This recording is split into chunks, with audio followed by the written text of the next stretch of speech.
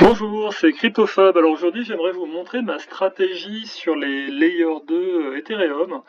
J'avais parlé avant de Solana, mais il y a un écosystème qui est, de mon point de vue, encore plus intéressant. C'est toutes les Layer 2, toutes les couches 2 en français d'Ethereum. Il y en a donc un certain nombre, ce qui est assez confusant, comme on dit maintenant. Mais en fait, ce que vous pouvez voir là sur mon écran, c'est que tout peut être rassemblé au niveau de votre portefeuille sur l'application des banques. Donc ça, c'est vraiment très pratique pour voir en fait tous vos placements sur les différentes layers 2 d'Ethereum. Et là, ce que vous pouvez voir, c'est qu'en majorité, alors là, je suis sur un portefeuille que j'utilise en fait justement pour jouer avec les différents protocoles. Peu importe la valeur qu'il y a dessus, vous pouvez jouer avec des montants élevés ou moins élevés pour toucher des airdrops.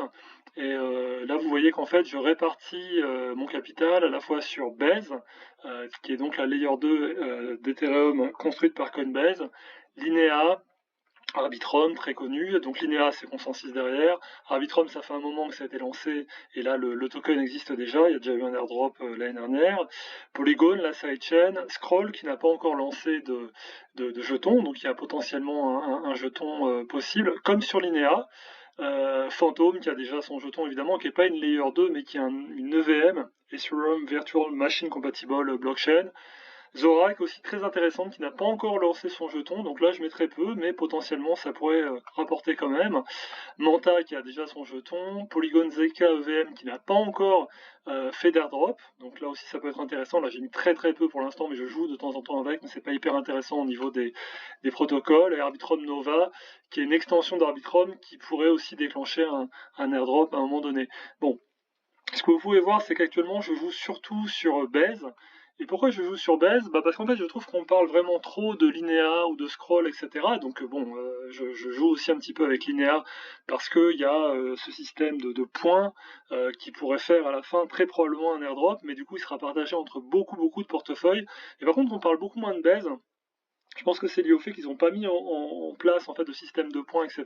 Et qu'en plus, le patron de Coinbase, Brian Armstrong, a sorti l'année dernière qu'en fait il ne ferait probablement, très probablement, pas d'airdrop. Je pense simplement, de mon point de vue, qu'ils attendent le bon moment parce qu'il y a pas mal de problèmes de régulation aux US. Il y a la SEC qui attaque un petit peu partout. Donc il y a des contre-attaques contre la SEC menées par Coinbase, menées par Consensus, menées par Uniswap. Et je pense que Brian Armstrong, enfin Coinbase, attend une clarification en fait de tout ce qui est régulation avant de lancer éventuellement un token sur Coinbase, enfin sur Base, pardon. Mais quand ils le feront, à mon avis, ça va faire mal. Et en attendant, même s'ils ne font pas d'airdrop, parce qu'il ne faut pas tout miser sur les airdrops, il y a des opportunités hyper intéressantes. Par exemple, je vous en montre une, c'est une stratégie, mais qui est un petit peu risquée, hein, donc à vos risques et périls, surtout faites votre recherche. Mais moi, de mon côté, en fait, donc j'emprunte sur un protocole en fait, de borrowing, lending borrowing, qui s'appelle Ajna Finance, alors qu'en fait, un dérivé de Oasis, MakerDAO, etc., qui existe sur Ethereum, et là, évidemment, comme c'est sur Base, ça coûte beaucoup moins cher en frais, ça coûte quelques centimes à chaque fois de l'utiliser, surtout après tout l'update qui a été fait sur les layers 2 d'Ethereum utilisant les BOSPES. Et donc là, en fait, j'emprunte du Degen parce que le Degen est un jeton à forte volatilité et je pense qu'il va à terme baisser parce qu'il n'a pas vraiment d'utilité. Enfin, il y a une layer 3 qui est en train d'être créée, etc. Mais c'est quelque chose d'assez, comme le nom l'indique, c'est très dégène, donc c'est très risqué. Donc à mon avis, une fois que la hype sera passée, je pense que ça baissera. Donc j'emprunte ce jeton et je l'échange à moitié, à 50% contre des Ethers, qui de mon point de vue sont bien plus stables dans la durée que le dégène.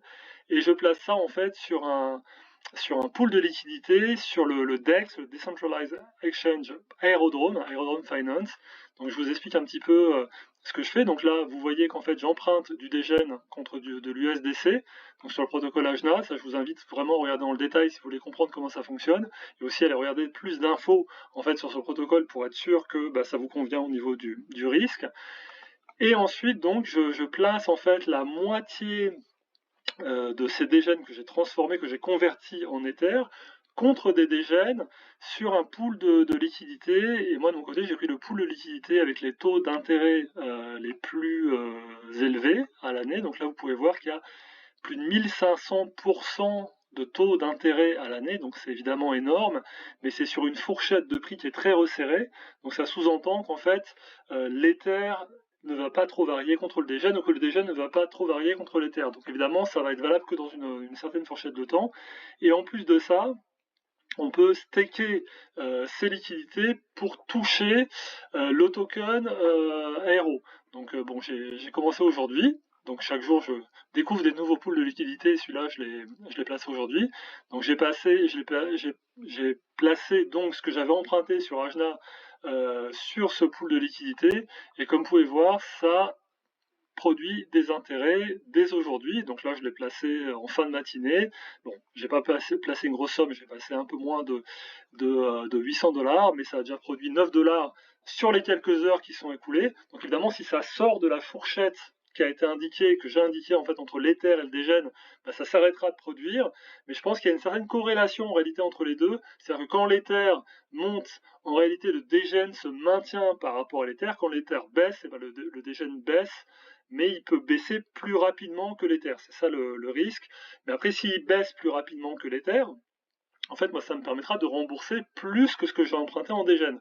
Donc, je vous invite à une petite réflexion là-dessus. C'est un petit peu complexe, mais ce qui est sûr, c'est que sur la durée, ça va produire des rewards, de l'aéro, ça produit en plus les fees qui sont liés à la pool de liquidité, et après ce que je vais en sortir, bah, ça dépendra en fait de la variation du dégène par rapport à l'Ether. Donc c'est une stratégie que j'ai aujourd'hui, et c'est en fait un des principaux placements que j'ai en termes de on va dire d'investissement risqué sur les layers 2 d'Ethereum, donc qui me permettent à la fois de gagner donc sur cette pool de liquidité, mais bon c'est une nouvelle pool de liquidité, mais tous les jours en fait, ou on va dire toutes les semaines au moins, j'investis sur des nouvelles pools en fonction des taux qui sont proposés et qui peuvent me permettre à terme, s'il y a un airdrop en fait de base, ce que je pense vraisemblable, même si aujourd'hui il y a une baisse évidemment pour des raisons de régulation dès le contraire, bah, ça me permettra à terme de toucher un airdrop pour avoir participé en réalité à ces différents protocoles. Voilà. Donc, je vous laisse avec ça. Évidemment, regardez bien les risques, etc. C'est absolument pas un conseil d'investissement, c'est juste un partage de, on va dire, de pratiques en fait. Voilà, uniquement des fins d'éducation, comme on dit en anglais. Mais je vous invite à regarder parce que ça peut vraiment être intéressant. Voilà, je vous remercie, je vous dis à très bientôt, au revoir.